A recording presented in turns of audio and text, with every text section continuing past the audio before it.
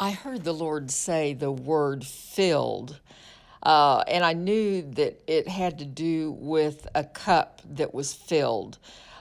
He reminded me of two videos that I had previously posted, one entitled Date Set about a month ago, and it was a fullness of time word. And then the other was entitled Appointed Times from about 7 months ago. So I knew that this was a fullness of time or a time set, date set word. And he quickened that there are two cups of wine.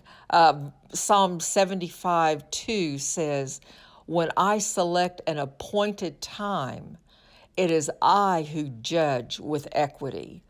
Then further in Psalm 75, "For a cup is in the hand of the Lord, and the wine foams, full to the brim and ready to run over.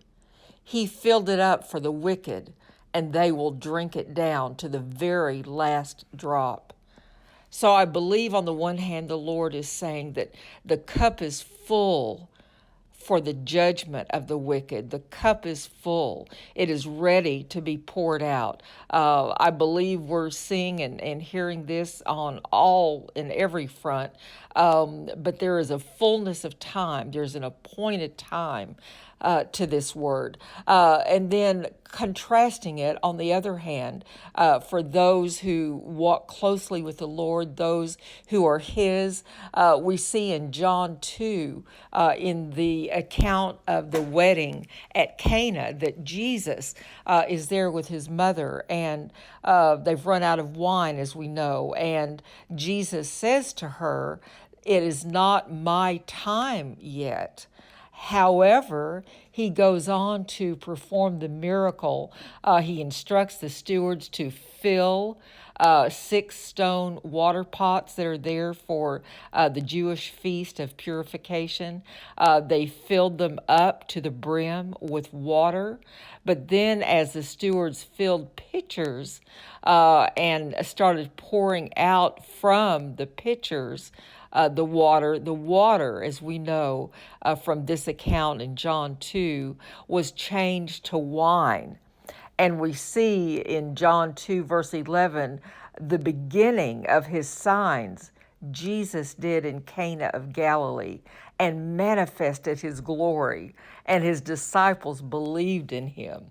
So, this was the very first miracle. It was the miracle of changing water, the water of the Word, into wine, the wine of the Spirit.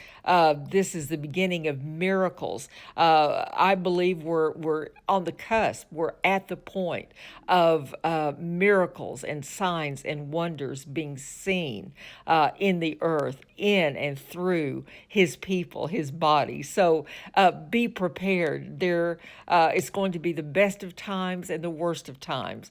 Again, I quote Isaiah 60, "Arise, shine, for the light has come. The glory of the Lord is risen upon you. Yes, darkness will fill the earth and deep darkness the people.